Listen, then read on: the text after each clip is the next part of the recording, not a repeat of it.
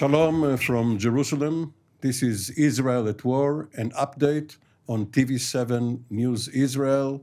And we are fast, regrettably, but inevitably, closing on the 400th day for this war. We are 322 days after Hamas started its attack and massacre on October the 7th, 2023, with Hezbollah joining the fight the next day, and then, in short order, the Houthis in Yemen, other pro-Iranian militias, and finally, Iran itself in two missile and drone attacks in April and on October the 1st.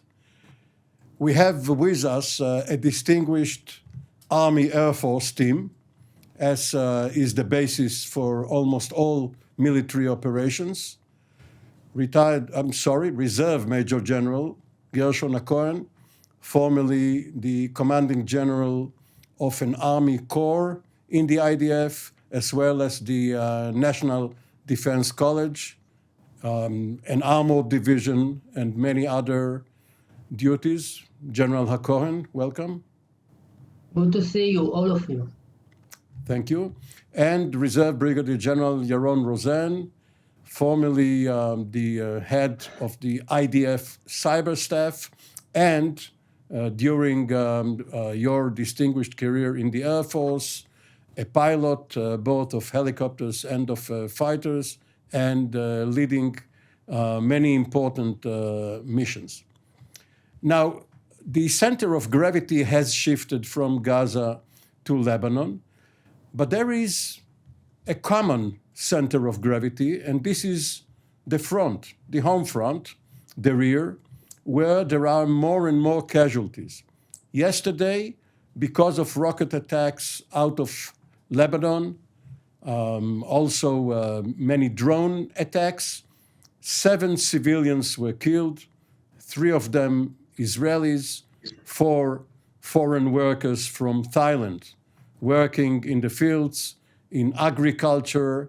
They did not take part in any combat, yet Hezbollah does not distinguish between combatants and non-combatants.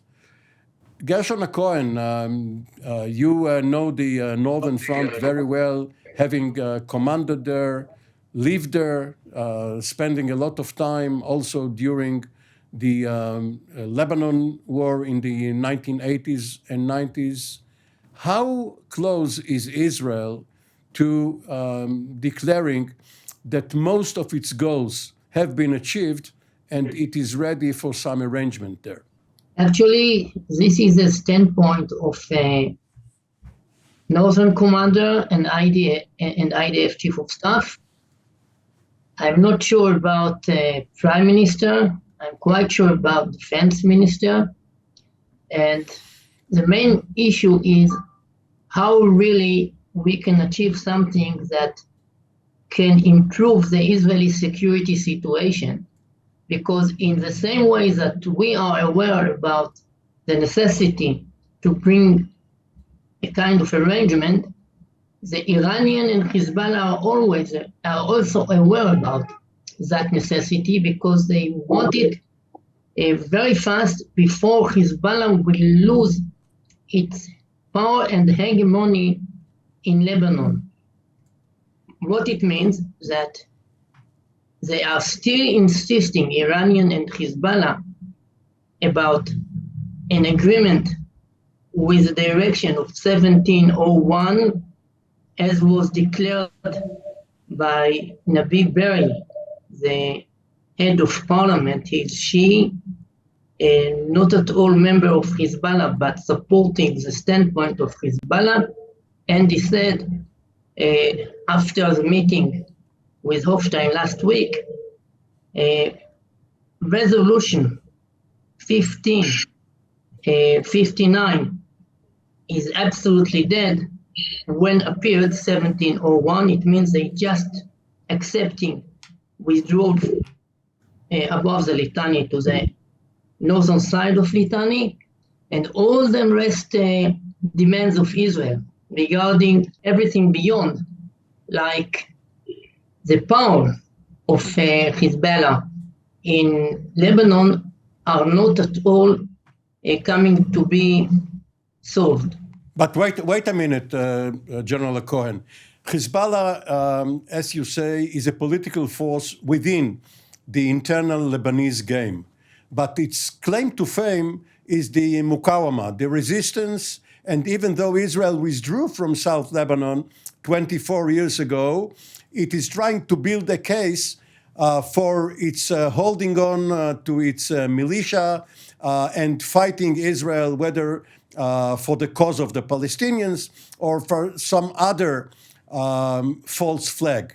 Now, if they cede South Lebanon, south of the Litani, to the Israeli sphere of influence, but keep their own political power in Lebanon, this seems like a good formula from their point of view. Why not sign on the Hochstein suggestion?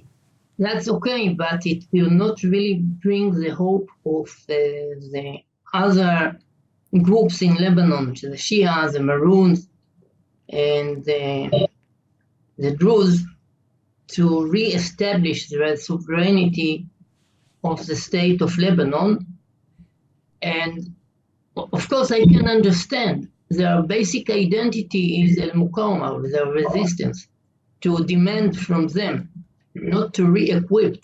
It means not to go ahead with being a force in being, just to have the power and to develop it. This is to ask them to change their basic identity. I am understanding that. Okay, General Rosen, one of the Israeli demands, perhaps the most important one right now, is that Israel will be guaranteed air superiority, air dominance over Lebanon, that the Air Force would have the freedom to fly whenever and wherever the IDF High Command and the cabinet send it to, in order first for surveillance, for reconnaissance, and then to attack targets such as equipment, mostly missiles and other sensitive equipment being transported either by air, by sea, or through the crossings from the Syrian border. Is the Israeli Air Force able to enforce such a regime, even if the agreement itself does not specify it? Are there ways, for instance, to fly over the horizon, not above Lebanon, but over the Mediterranean or somewhere else, or perhaps through satellites? Is this such a demand which is absolutely necessary?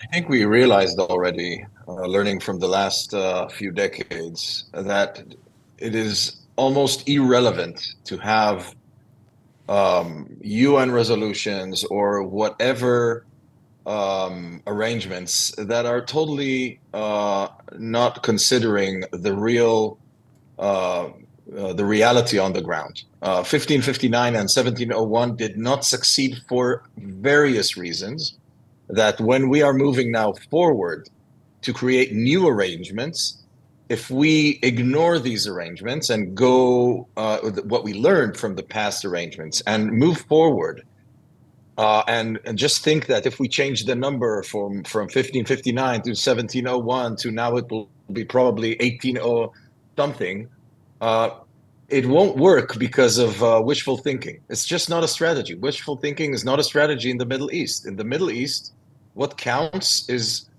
sadly, is things that are viable and can be turned into realities on the ground. Now, on the ground, there are two levels of complexities that are all coming out very clearly in the Middle East. The higher level is the regional, almost global level complexity.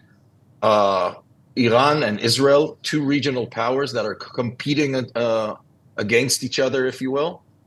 Israel does not have expansionist per se ambitions, but it has needs to create its final borders and such challenges. Iran has an expansionist strategy. Russia has regional needs and has physical bases in Syria. The U.S. has regional interests, and so on and so forth.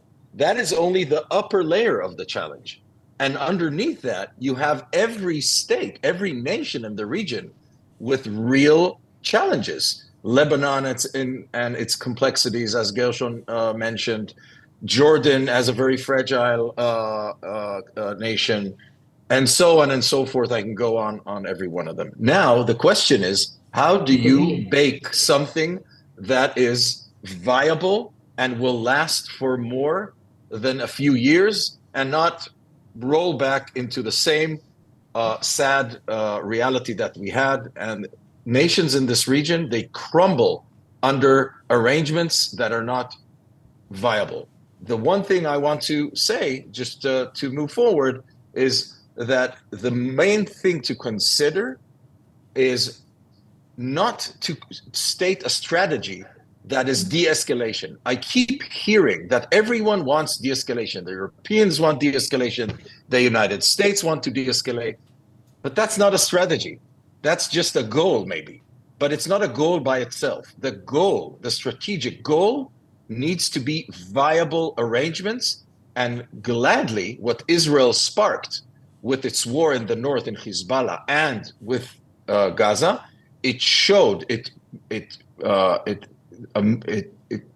probably inflicted a major blow to the Iranian regional octopus strategy. And now what we're seeing is there is a real chance to shift all of the regional power balance to a much better arrangement, and that's what the regional powers need to focus on. General Hakohen, the geography around Israel is constant. We have the Mediterranean in the west, we have Lebanon and then Syria in the north, Jordan to the east, and Egypt to the southwest, with Gaza jutting out of the Sinai desert or peninsula, and also being in the southwestern front of Israel. In the missile age, it is seemingly less important because Israel can be and has been attacked from Yemen, from Iraq, from Iran. But if this is the case, how important is it to de-link the Gaza and Lebanon fronts? How important is it for Israel to settle, at least for a while, one dispute and concentrate on the other, rather than having a ceasefire and hopefully some political arrangement simultaneously on both? First of all, Lebanese situation is different from Gaza, because in Lebanon we have an existing apparatus of state with support of that state by all states, especially in the West, including Israel. Therefore, in Lebanon, there is not a dispute about the day after. Israel will be really at the same page with the United States and France regarding the sovereignty of the Lebanese state.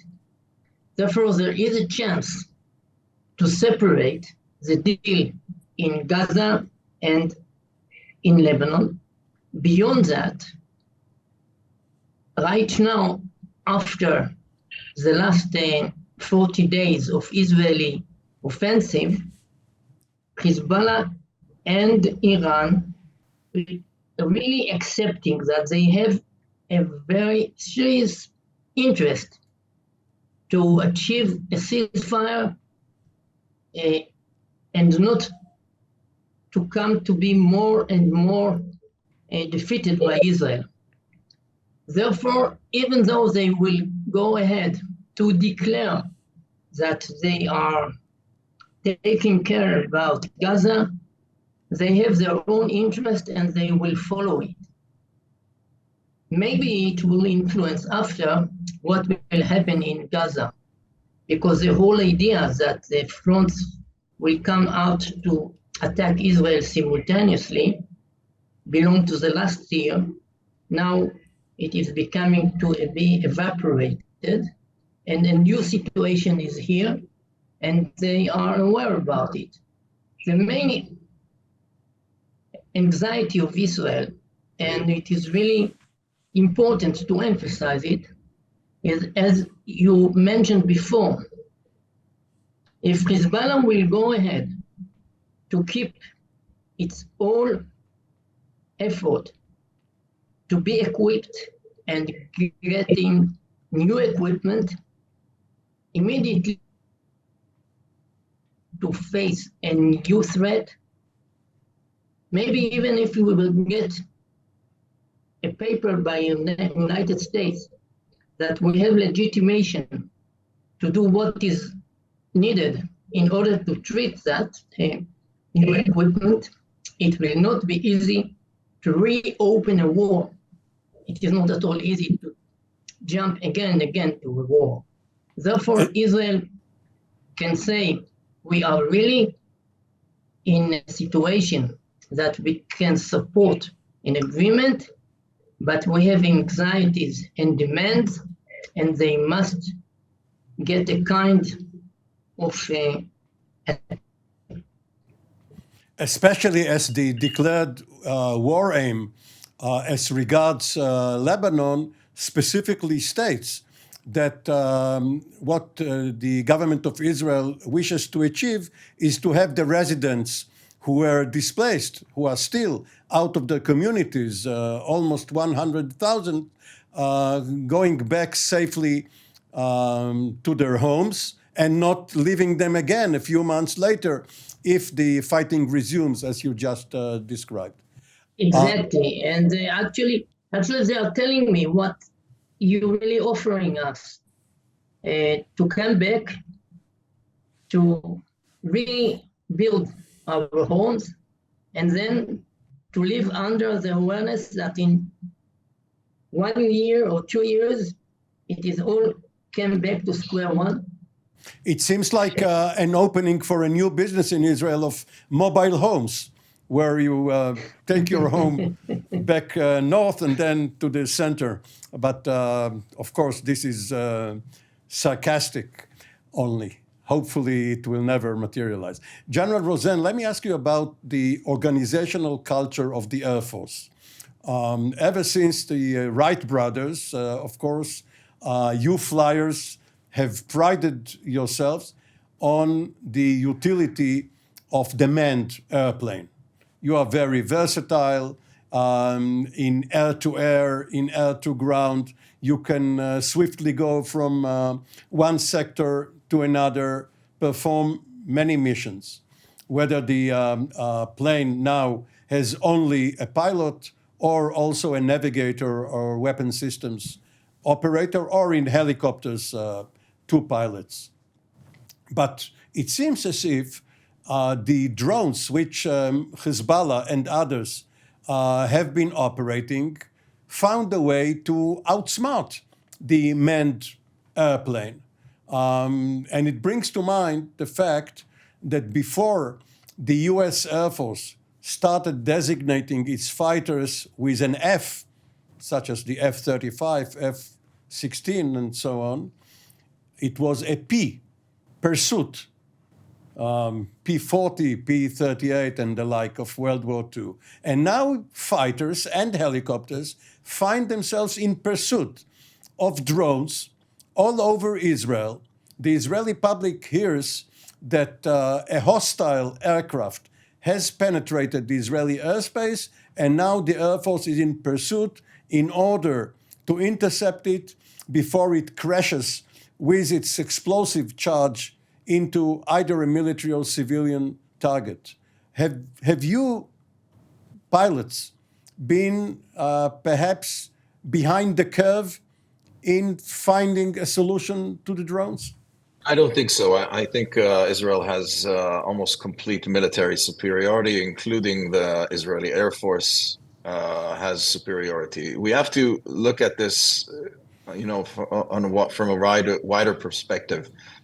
The drone threat in peace times would be unacceptable, because in peace times you don't want even one small thing to penetrate your airspace, etc., etc.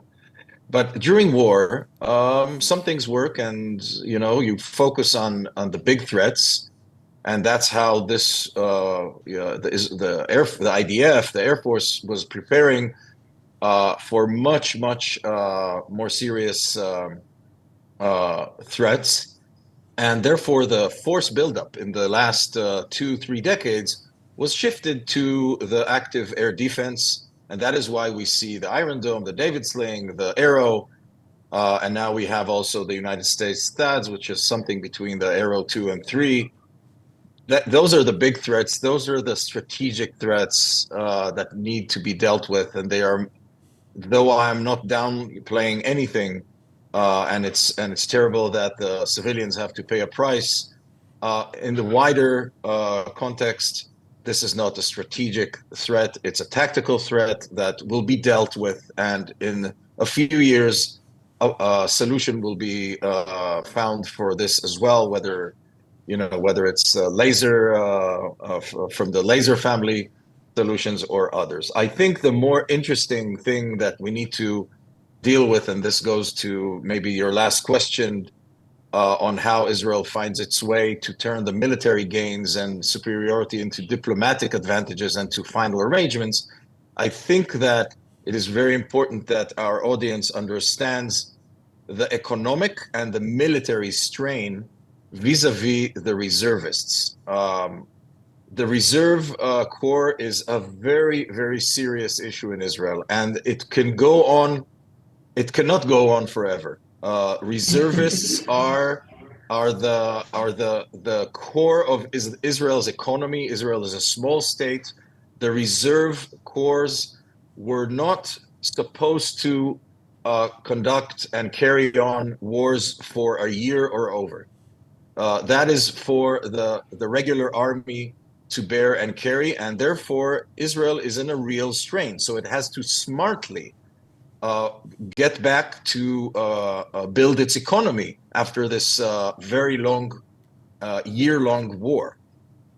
So right now, I think that is the biggest thing that Israel will have to understand and restrain its plans and still achieve the dominance both in Lebanon, in Gaza, until diplomatic arrangements in our favor take care of our anxieties, as Gershon stated, because Israel has real anxieties, because it is fed up with arrangements that have no real on-the-ground meaning the day after.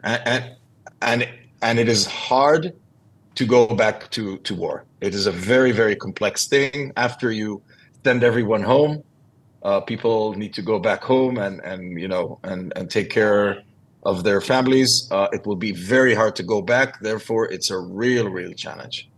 Fed up is also a term which defines the resentment in many quarters in Israel regarding burden sharing. The Haredi sector, the Orthodox youth who are exempt from conscription, there are more and more calls to cancel the waivers and draft them so that they will take their fair share in defending the country. And in this particular dimension, there is quite a division of opinion between the military echelon and the political echelon. I don't think there's actually any disagreement here. There are some political still in politics, in Israeli politics, since Israel's inception. The exemption from military duty has somehow survived in a very, very weird way. That is something which is absolutely unacceptable. It has been unacceptable. It grew to proportions which are unacceptable. And I think this war proved that it cannot go on, not only because Israel cannot carry out wars and its security and defense burden, but mainly because internally, socially, Israel's social cohesion rests upon everyone carrying the burden of defending the Jewish state. That is the core essence of Zionism. And actually what we're seeing is the Haredis, they're actually not Zionists. And that is the sad story about the Haredis. They're not understanding the role of the state in the future of protecting our beliefs and our Jewishness and the future of the Jewish people in a Jewish state, because Zionism was born to protect Jews from being killed again and again in its history. Thank you, General Rosen. General Cohen, we ran out of time, but you came out of a religious upbringing in 2 sentences. What's your view on this question? Of course, it is not at all a religious necessity not to serve. From our own point of view, it is exactly the opposite. We are in a problem that's taking place not only from the establishment of the Israeli state with the agreement of Ben-Gurion about several hundred General Cohen, General Cohen, students in yeshiva. It is a problem going back to the 19th century. Words of wisdom from General Gershon Cohen and General Yaron Rosen. Thank you very much. This has been Israel at War, an update. We will be back early next week. For the time being, shalom from Jerusalem, and have a calm and nice weekend.